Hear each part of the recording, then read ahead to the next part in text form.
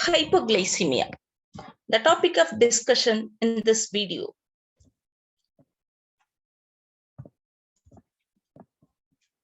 I'm Dr. Kavita, Professor, Plum College of Nursing, Chennai. In this video, we are going to discuss about hypoglycemia. What is hypoglycemia? When does it occur? Who are all getting affected? How can it be treated and prevented? Will be the discussion covered in this topic. So what is hypoglycemia? Hypoglycemia means low sugar in the blood. Usually sugar in the blood is referred as glycemia. Low means hypoglycemia. So when there is a low blood glucose in the blood, we call it as the hypoglycemia, and it occurs when the blood glucose level falls less than 70 milligram per deciliter, whereas severe hypoglycemia occurs when the blood glucose levels falls less than 40 milligram per deciliter. Coming to the pathophysiology, the mechanism of occurrence of hypoglycemia, the events of occurrence of hypoglycemia are listed here.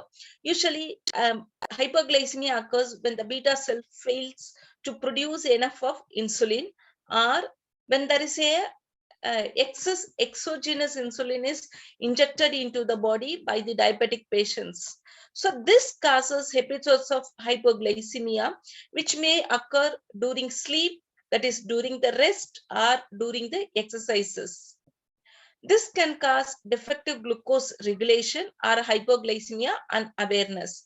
When these events are recurrent, the person goes into the hypoglycemia repeatedly, known as the recurrent hypoglycemia.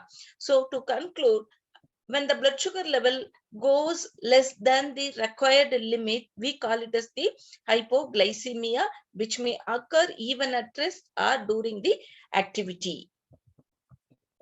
So what are the reasons for developing this hypoglycemia? As I said in the pathophysiology, it can occur due to the ingestion of excess of insulin, that is the exogenous insulin. When it is being injected in the large quantity than it is required by the body, it can lead into the low blood sugar level in the blood. Or this hypoglycemia may also occur after intake of excessive oral hypoglycemic agents by the diabetic patients, or when the patient is on insulin or taking oral hypoglycemic agents, when they take too little food, then the insulin level will go high and the carbohydrate level will go down, leading into the hypoglycemia. Or even when these three factors are within the range, but the person is doing the excessive physical activity, even then the person can go into the hypoglycemia. This occurrence of hypoglycemia, it can occur at any time of the day or even at night. It often occurs before meals, especially if the meals are delayed or snacks are omitted.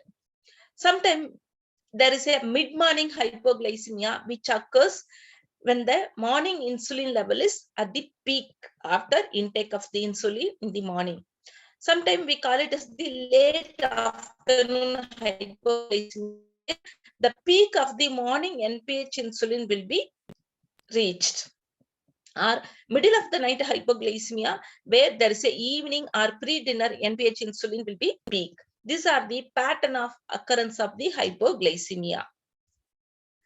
Coming to the clinical manifestations of the hypoglycemia, the clinical manifestations of hypoglycemia may be grouped into the two broad categories, which are adrenergic symptoms and the central nervous system.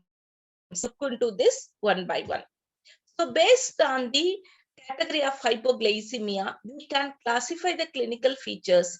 So in case of the mild hypoglycemia, where there is a reduction in the blood sugar level, which causes stimulation of the sympathetic nervous system, that is the epinephrine and the norepinephrine.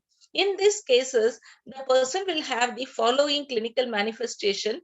Then we can remember it with the mnemonic called he is tired. That means he, headache, S, sweating, whereas the tired indicates T for tachycardia, I for irritable, R for restlessness, excessive anger, and dizziness. So very well, we can easily remember the signs and symptoms of mild hypoglycemia with the help of the mnemonic he is tired. Next, moderate hypoglycemia, when there is a drop in blood glucose level deprives. So here the brain cells needed fuel for functioning is reduced. So here the central nervous system may be activated. The manifestations of central nervous system are inability to concentrate, headache, lightheadedness, confusion, memory lapses, impaired coordination, double vision, drowsiness, emotional changes, irrational or combative behavior, numbness of the lips and tongue, and slurred speech. These are the manifestations of the central nervous system during the moderate hypoglycemia. Next, we'll see the severe hypoglycemia. Here, central nervous system functions are severely impaired. Hence, the patient needs the assistance of another person for treatment of the hypoglycemia. The signs are disoriented behavior. Sometimes the patient may develop seizure activity, difficulty in arousing from sleep, loss of consciousness.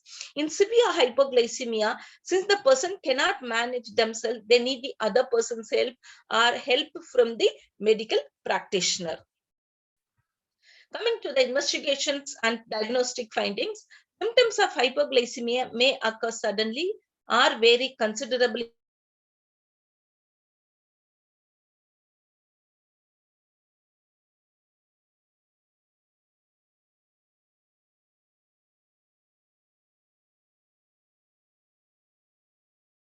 from person to person. Usually, the assessment engaging in other potentially dangerous activities. If the patient is frequently or recurrently developing hypoglycemia, before carrying out these activities, it is better to monitor their own blood sugar level. So, how do you manage the hypoglycemia? Usually, we treat hypoglycemia with the carbohydrate. Immediate treatment must be given when hypoglycemia occurs. Here, we have to remember the rule of 15-15. 15-15 means usually we have 15 grams of fast concentrated source of carbohydrate. Wait for 15 minutes, then recheck the blood sugar. It is not necessary to add sugar to juice, even it is labeled as unsweetened juice, because of the fruit sugar in juice contains enough carbohydrate to raise the blood glucose level. If the adult is unconscious and they cannot swallow, then 1 milligram can be given either subcutaneously or intramuscularly. After injection of glucagon, the patient may take as long as 20 minutes to regain consciousness. A concentrated source of carbohydrate followed by a snack should be given to the patient on awakening to prevent recurrence of hypoglycemia. In case nausea occurs, then the patient should be turned to the side to prevent aspiration in case the patient vomits. Coming to the prevention of hypoglycemia, hypoglycemia can be very well prevented by consistent pattern of eating, that is between meal or bedtime snacks may be needed. Usually we prescribe a 6-meal pattern in case of the diabetes on insulin or oral hypoglycemic agents. Or we can administer the insulin in the required level or based on the blood glucose values. Regulating the physical activity and exercise also will help to avoid the episodes of hypoglycemia. Routine blood sugar level to be monitored, and patient need to be advised to avoid alcohol drink and with the anti-hyperglycemic medications. And need to explain the patient the different drug interactions with anti-hyperglycemic medications. Some drugs like allopurinol, aspirin, probenecid, or warfarin, these drugs have a interaction with the oral hypoglycemic agent, so we need to avoid this, and patient need to be taught about it. Familiarize the patients and their relatives with the common signs and symptoms of the hypoglycemia. Next, we'll see certain points to teach the patient when they are diabetics and developing the recurrent episodes of the hypoglycemia, because unexpected hypoglycemia all patients treated with insulin should wear an identification bracelet or tag stating that they have diabetes. Patient and family members and co-workers must be instructed to recognize the symptoms of hypoglycemia And patients with the diabetes, especially those receiving insulin, learn to carry some form of simple sugar along with the patient ID band. So that will help them to indicate that they are diabetes. If they fall or develop the symptoms of hypoglycemia, carrying a simple sugar of 15 gram will help them to do the first aid measures. The hypoglycemia throughout the day depend on glucose levels will vary up and down. This is normal. Even normal patients, we may develop certain times low blood sugar values. But if it varies within a certain range, we will sometimes we may not be able to tell. The patient may go into unconsciousness or disorientation. But if it goes below the healthy range and if it is not treated, it can be very dangerous. So early recognition, early treatment, and prompt teaching and prompt recognition is important in management of glycemia. These are some of the references for this content. Thank you.